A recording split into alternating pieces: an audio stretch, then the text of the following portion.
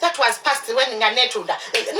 No, let's cut to Sharon Mutes. Sharon Mutes, we used to call you Nina. Ngasinama kuja what? China, Nina. On Facebook, you got another identity with Sharon Mutes, your original names.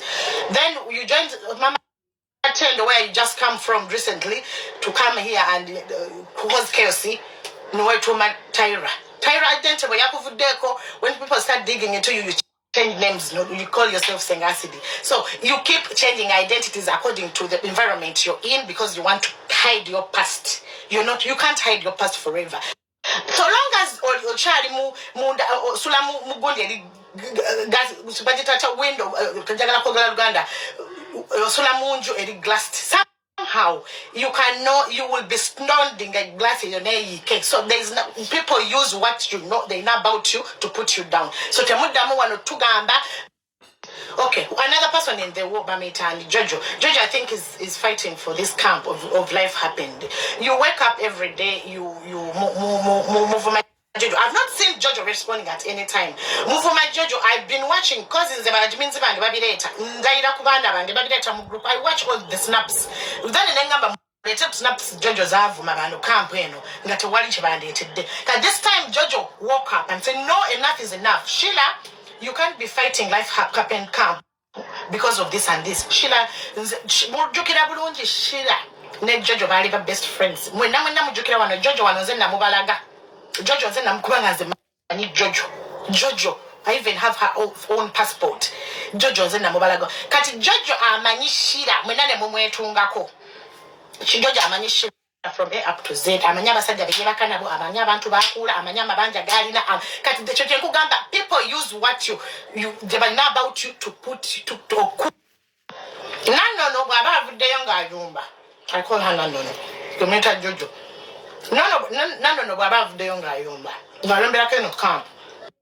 Ngadi dina vayo. Simanyi obuzibu bwe kubanga kati. Ekibalu mantino. Medi acids aganyo kwogera Zoe acids. Zoe are completely aganyo kuvayo. But Zoe again to be out to decade Sheila yitibyo. Sheila is going towards Christmas. I'd rather to have better again a face off mubiti we yitibyo. Bera ke kubanga Richmond tamwagala. Never be one this out. This is not things that I'm making up. It's true agenda. Sheila wagende Dubai because we cannot speak all those things. No kola three sums nabasajja bonna byakulaga. Ebebe nabe nazo olokuba sitsi sobola byogera. Kati babi kuvuma Jojo mukaba. Kati gwa Kim Jojo nawe bali mukuvuma simanya mbo wunya simanya bichi. But these are the same thing. Randy come. Hi, samosas are ready. Catch him. Tengaza ko gamantimu. Ndaba. Mukale mwevu mangana Georgia being them Georgia ayambako life happen because they are mute, they are not doing anything. And a lot of people that are coming in inboxes by ayambako indirectly, the other camp and this camp, which is okay and fine. Na yechengeza ko gamanti bwemuba muyingira muzine entalo. Do you guys think about families you're going to break? Do you think about your past year mojileta like temutukari idanga bajirese? Do you think don't tell people that they're lying and don't tell people that it's that they're using your past. Your past still defines you because that's why we study history. That's why we take out DBSs. That's why we take interpolators because your past defines you. So Snapchat organizing entalo nungi okuzibeeramu. Bochimanyi bulungi olina ka clean life. Tekali munyonyonyo byakuvuma biriawo biswaza. Nungi ojibeeramu ng'omanyi. Another thing that nungi ojibeeramu bobanga tolina go representing nga tolina brand jo representing. Nungi beeramu weetale oyinza n'okola ne mu inbox ne botalaga identity. Then another thing, if you have a brand you're representing, then ng'oli muzina entalo. Bagenda definitely zikasolinga brands izo. All these people that give you money every month. Katabamu fetwa signing the contracts. Tulia umusimbi ogwaso walone guno tulia every month. Baba bango olira mu bine ebintu baba bagenda kukusazaamu. Kisinzira how you bring out that war. Oshegera. ekyo nakyo mukijjukire just mbajjukiza kubanga abantu abasinga they have nothing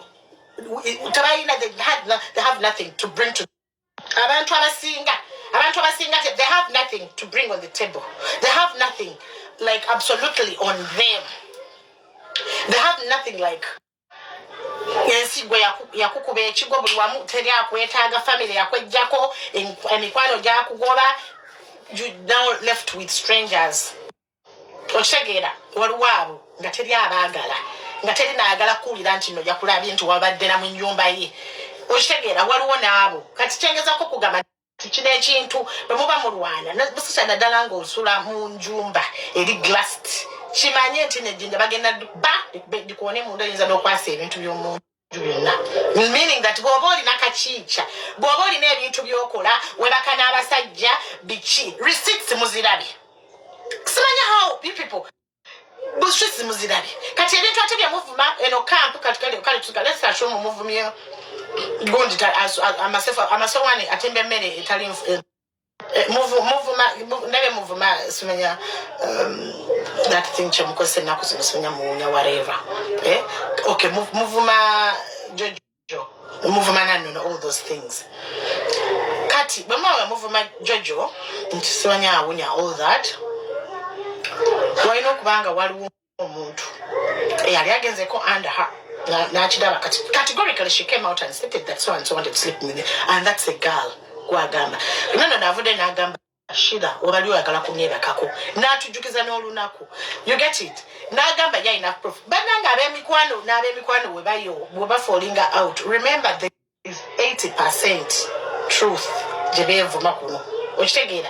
Then n'abawuzi b'obunyama nabo babeera mu hide my identity, which is okay because that spices the face. Kitukolera ffe kituleetera ne views. Then waliwo ne bano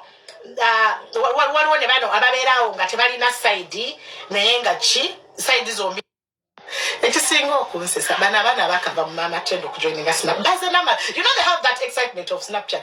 I remember so well mwatugamba mwe bakimula temuli joininga Snapchat. Mwera Snapchat y'abaana bato. I remember so well 2015, 2014 when I joined Snapchat. I kept on urging people to join Snapchat. You kept on telling them that, oh, abeerika to Snapchat. You just joined Snapchat yesterday and you're making noise and you're trying to have a big deal with your 800 views. Benage, what Snapchat being normal. Look at Sengasidi trying to copy everything I do. Sengasidi is not a time to be hide my identity. You're actually going into my things that recapping things I do, you do them. So no, like you literally be in. Why don't you be creative? Use your following to educate people, to let people teach them. Like you're actually abusing people. Even to be okola. Just because you keep changing identities of it depends where. I've been Rita Kagwa since I joined. From my birth certificate, I'm still Rita Kagwa Namaiga Rona. I've not changed my identity. Like audience said, what audience? Jotamani, and into Bigwamu Bigwi. This is not Mama Tendo, this is not Message Semakula Roger Mugisha, Simani Sengakula stories. This is a different audience that you cannot contain. Wali badda yo bulungi nnyo mu Mama Tendo no muberanga temutuleka nakati Kimula wasigala ngeri ng'obeera oyimba ng'obeera live ng'oli bukunya ng'oli mu biteeteeyi. This is different. You cannot come here and lie. This audience is a bit exposed. Abaana basula ku nnyonyi basiba ku nnyonyi. Tosobola kujja wano otandika okulimba abantu ng'oli American citizen. How? You can't get citizenship in America just like that mukam. Anna, do you guys mugenda ne mwerabira nti eno app Snapchat is the only rich kids. Kati mwera katanga muli mufya basina na tumenze mbajako muli batini. So don't come. Most people here are abroad, they're exposed, they've seen it all, they've got money, they have it all, they've been to very good schools. They've seen it all, they're always on the plane, they've got very good jobs. They're very educated. I'm an American citizen. Don't really sound like a lunatic. From camp to become an American citizen in one day. from camp to have a security.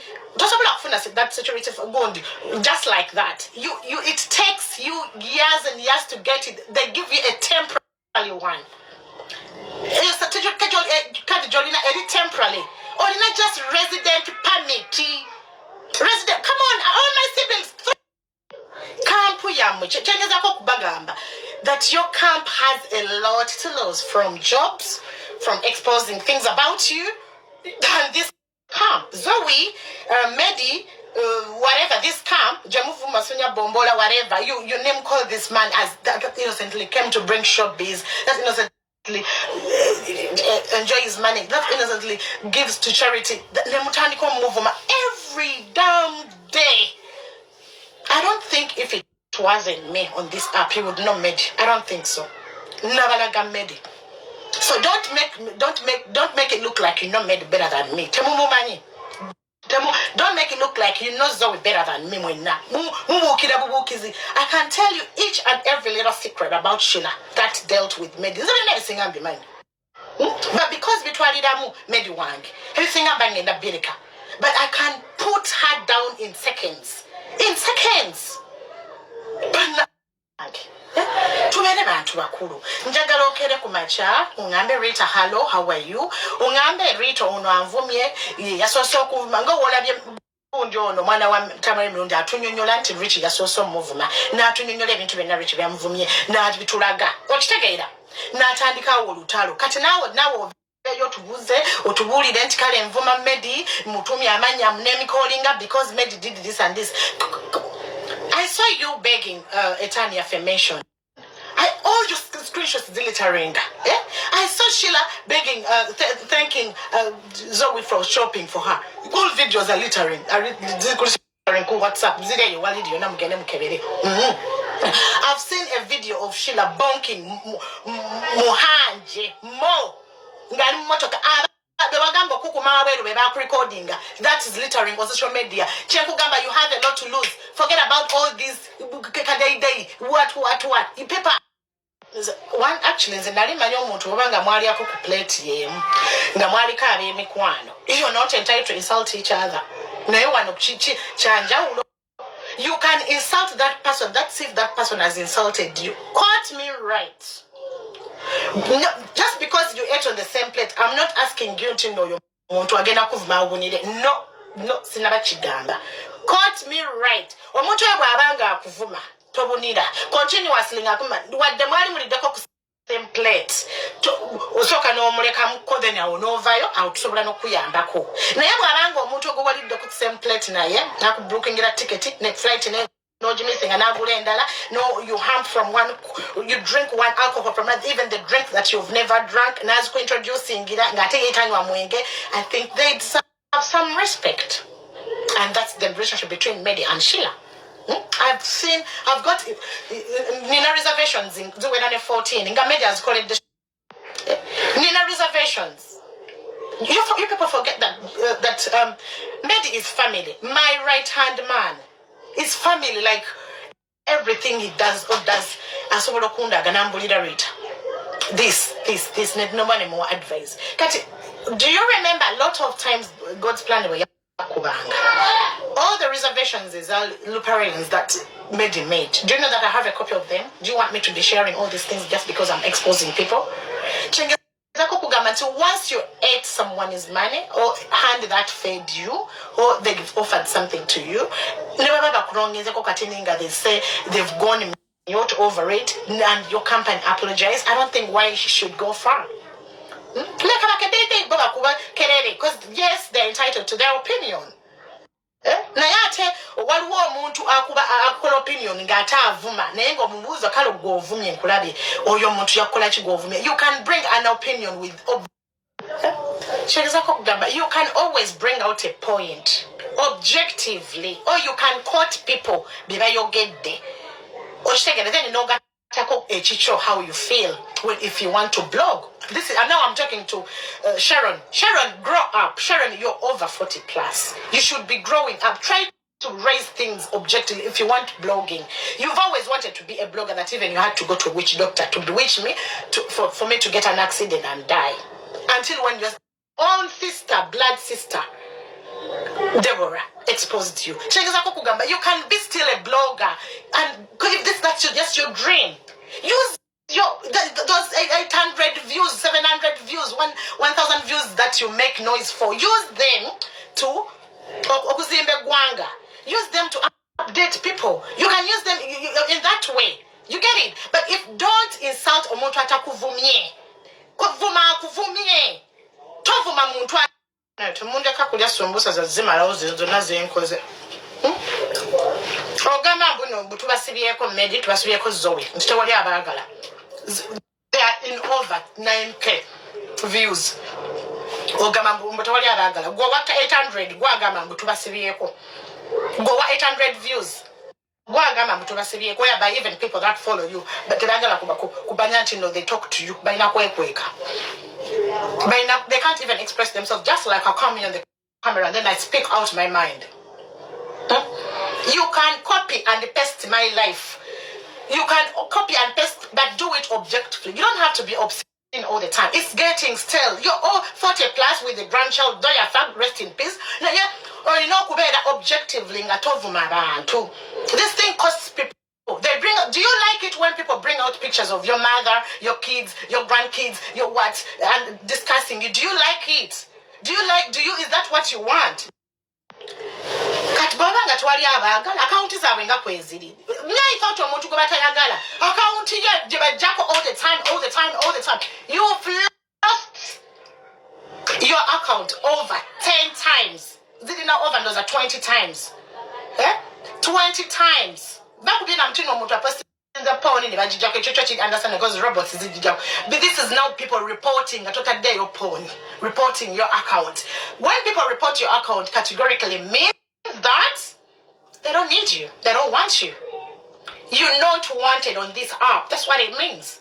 When you constantly change accounts over 10 times, over 20 times, that's a signal. That shows that you're never wanted here. You're not welcomed. Raise your issue objectively. Raise Sharon, Mutes, Goeta Senga, Citizen Nale. I don't know why you even call those names. It's a birth certificate to you. You should be the last person, Sharon Mutes, that shouldn't even be talking about sexual prowess. If it wasn't actually genocide, I don't even think you people would be knowing you. A lot of you people Tubamaniza because of whatever happened in Rwanda, and you ended up on this app and you got into our community, that it's affecting us mentally and psychologically, that you got entangled into our community and trying to control people how they should live their lives. You can raise something objectively. No gamba kale saga ya Kulusumu wedi.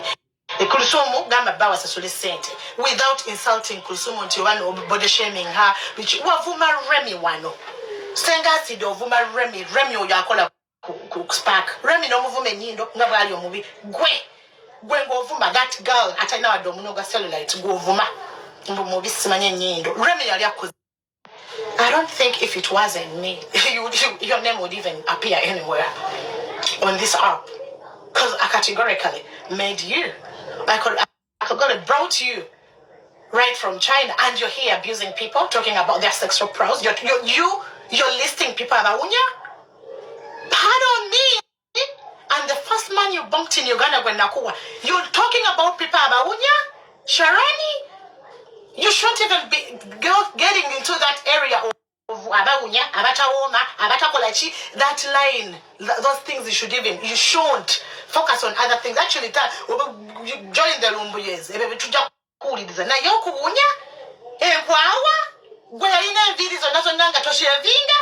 until I reminded you to shave a zillion times. Do you want me to bring pictures?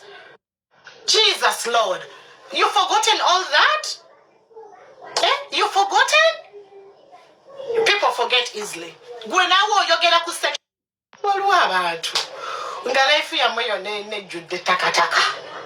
Like, it's not even clean completely. You would have gone to Canada, get onto a course, look after, focus on your kids, get into a hobby you like, or yagala hockey, basket, blogging, fashion, whatever, hairstyling, makeup, gossiping. Yes, do it. Do it best. You were excluded, Mama 10. No collection, no excluding Mama 10 of the chest. You in your own group, you're excluded. Everywhere, you're excluded. And you wonder why you've lost 15 accounts in just 1 month. You're not wanted. You wonder. Banangi. Tubere bakakamu, tubere objective. Ekintu kyogereko objective. You don't have to insult Sharon people. You don't have to. Where I can litter you here in. Now let's talk about friends you've lost. Forget about all this Snapchat hide my identity. They ain't your friends. We are talking about personal friends. That personal friend, number one, you lost me. Why? Why did you lose me? You lost Patra. Why Molika? You lost Fifi. You lost Dick. My friend that I showed you. I call it internal affair auditor. You lost personal friends that are over 10. We are not talking about Snapchat ghosts you chat with that boost you to make you proud. No, we're talking about people that you can call and say, go check on Mama. You don't have any. You've lost siblings. Not 1, not 2, not 3. And you're here talking about family, life, sex, and whatever. Not you. You don't have anyone that likes you personally. We're not talking about onlinely. We're talking about personally. Pick up yourself. Look at Bad Black. When you say, oh, the Bad Black, I'm kind of going. Have you ever met her? I mean, sometimes you can too. And have you met her? Because you ain't friends. Because you're just using affirmations. You ain't friends. We know that. Can that person come in your house and eat with you? Or not even in house, in a restaurant, feed with you? Can you hear that she's jailed or in a debt no gama to use your audience? Okumusondera agama banja abimoto gabamanja school fees babanja buli wamu babanja aluga went kali kamnyambe ka abana babiri basome instead of being use guys your audience productively, objectively. Buli saga jamagala okwogerako jimujogereko objectively. You can quote. Can I teach you blogging? Use what people have said to bring out the news. Quote. Then you add in your oh, you senga sinzi. Would even anyone know you? You know Jerry Mukadeka at Dubai. Mujukira bulungi. Yera yasoka kolereyo lives. Ngamwani login zangi nako live ngulu. Mukadeka. Umuntu yakwatako 2.5. Na yali wano atwasamira. Yali wano atwasamira. We don't know whether she's a socialite, whether she's a blogger, whether she's a beggar, whether she's a destitute, whether we don't know where a prostitute, bulichimu ex-convict, bulichimu chiri kuyiye tatumanyi we wagwa kubanga muba socialite yavayo dda. Chibodera tulira ex-convict, divorcee, tatumanyi jagwa completely. Katoyo ye. There are people that you shouldn't even proud yourself to talk about with. You should be actually thinking about cleaning your life. Start over again. Get a course. Get a better job. You can still blog while you're doing something productively. All of you in seconds.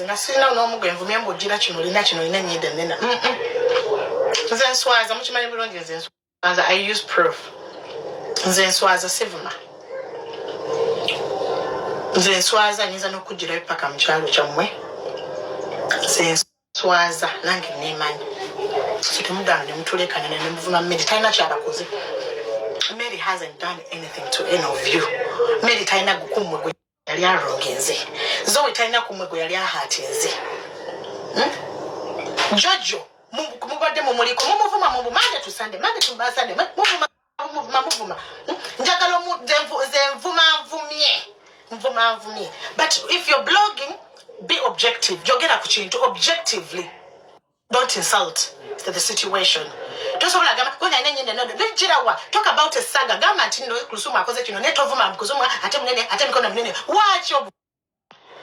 Let's preach harmony, peace. Mu blogging, mukole hide my identity bya mukola bya mukopiza mu bintu byange byakola I even left it. I'm not doing it anymore. Because in Colabino, never nakulabing and obi yingi demu, Ugamachia Colacho, Yagala, Katina, when they're full, and then the way going away. Uganda Zijam, because you just want to be me. Banag. Kati Jojo, Simoyombi. Jojo akede kumacha na agamba kale kino movement nteka emerembi musonya nkola chi. Georgia has never come out to tell us she's rich. Mwena movement Jojo musonya before me movement na bya chana kino watch the movement into everything ka movement Jojo musonya she went to Kenya instead of going abroad, America, Dubai. So I know have you made sure that your parents travel or your siblings travel? Those are the things that you're supposed to focus on, not Jojo. Kati mwagala Jojo traveling nga mweke nyini kwenye mugama muri bweru nete msobola twala ngate muna batugamba mbuno mwagala Jojo traveling. Lwaki mwote musoka kwata ko kunganda za mwezo nezidi mu hide my identity yange ezibunda mu katale oli mama wa Kimu aleli mu kawanda akakatale muvuma omvumi omwana simenya asula mu katale simenya agagende Kenya yagende Kenya banangi ekyo nakyo kivumo okugende Kenya. Isn't Kenya out of the country, out of Uganda? Is that an insult? Banangi mama mwe bako mambara kisoro we bako we basiranira ice bazadde bifacho kugamba mbuno tuvu ebivuma bya muvuma abantu bena bili still sonya owunya emmere otimbe emmere envyundu mbulira kumwe mwenda bwena abavuma Jojo mbulira kumwe amanyi okufumba kachero kasenga sidasiba afumba bane binyebwe ebikutte naye avuma Kimulavu tomanyi kufumba kyokanga oli mukazi obera Kimulavu yasabye Jojo house tour. Yeye nyine tanda tour camp tour. Wabula achazunga from one house to another of people byasanga mu America. Ali bitanda byabandi mu deka za bendi. Na yatuweko ebiyumba byaziniramu ebyabantu abalala. Nezo ndabye nyine byasulamu byetanga renovation ebyabalala je yacha. Chokani bunaye ali mu kuvuma muntu bana mwana mumuzala. By the way, that girl is young. I don't even think she has turned 30. Mumuzala. Olwokuba avuddeyo nga mumuvumye whereby musupporting mubadde mumuvuma nga wano nga ndaba screenshots nga mumuvuma musupporting yerwane omuntu avuddeyo nga babadde bamuvumye tetumufaako naye obuzibu kubanga gogo ovuma abantu nga tebanna bakuvuma wali obuzibu